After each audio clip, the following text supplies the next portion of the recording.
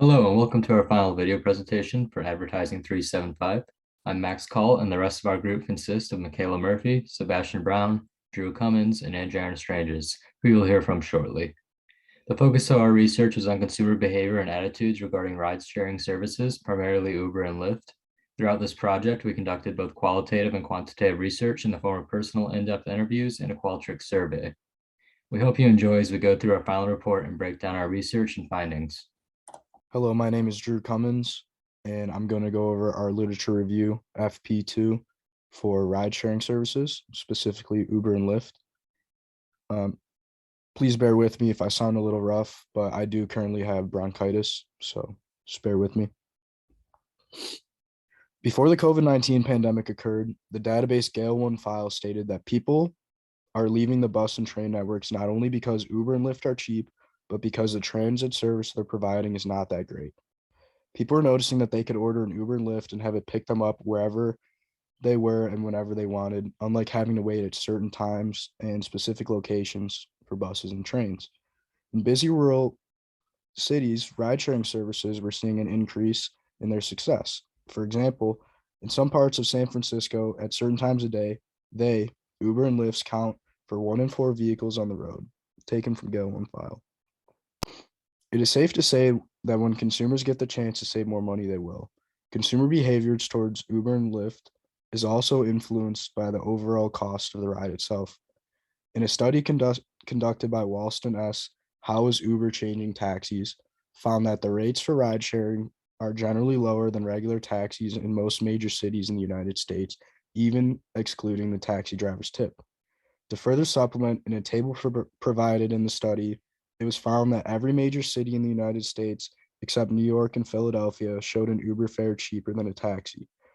Earlier, people were more interested in availing free and discounted rides, but now they are more concerned about the safety and preventive measures adopted.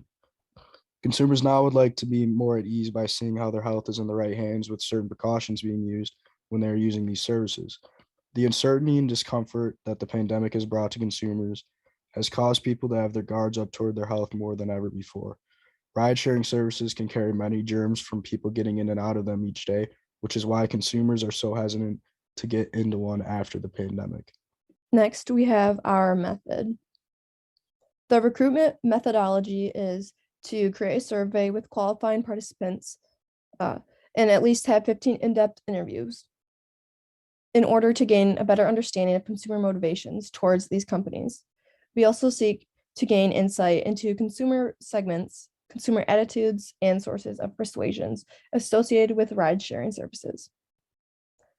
Qualifying participants for both the survey and in-depth interviews will be people within 18 to 25 years of age and those who currently live in East Lansing and those that use Uber and Lyft or other ride-sharing services within the past 6 months. While conducting in-depth interviews, we will take into account the demographics of each consumer and connections that can be drawn with other regards feeling towards the companies. For a description of survey measures and survey procedure, our focus is to gain a deep understanding of consumer motivations to each company. The concepts being measured are the underlying motivations, perceptions, attitudes, and influences surrounding a particular type of behavior.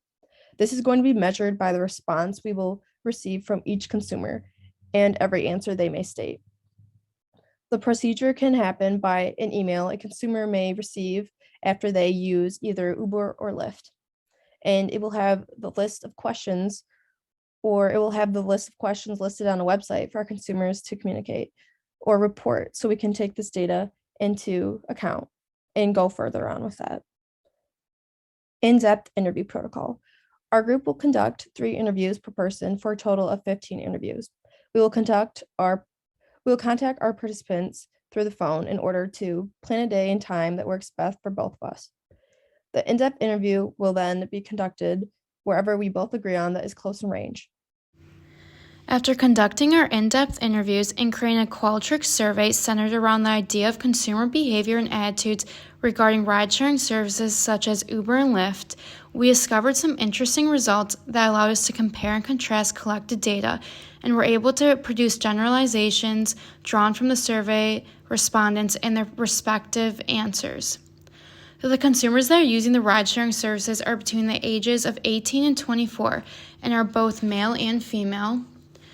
Based on the data collected, consumers use this service for a few reasons.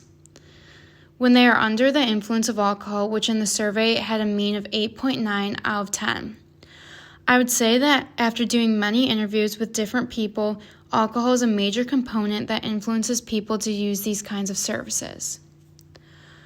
The perceptions of consumers about ride-sharing services, specifically Uber and Lyft, have been collected from a survey and many interviews. The results from the survey, when asked about the two main ride-sharing service providers, which do you prefer? Uber had 81.82%, while Lyft had 13.64%, and then 4.55% of people said that they had never used a ride-sharing service before. Friendship groups and virtual communities are the most critical reference group to consumers' attitude formation and change about ride-sharing services. In conclusion, we conducted a research with in-depth interviews and surveys that had various questions to figure out the consumers' opinions about ride-sharing services. Our questions targeted Generation Z, such as people of ages 18 to 24 years. The questions that we posed were about how they feel and how likely they will use ride-sharing services, and if they felt safe as a consumer and or customer. This had us very intrigued and interested in their answers and opinions about Uber and Lyft. The most interesting knowledge gained from it is that consumers of Generation Z, 18 through 24, are mostly college kids that use ride-sharing services before and after parties. To go into more detail, a lot of college kids use Uber and Lyft because of the use of alcohol, especially in today's age of cops breaking down on drunk driving. And this causes ride-sharing services to strive and step in, especially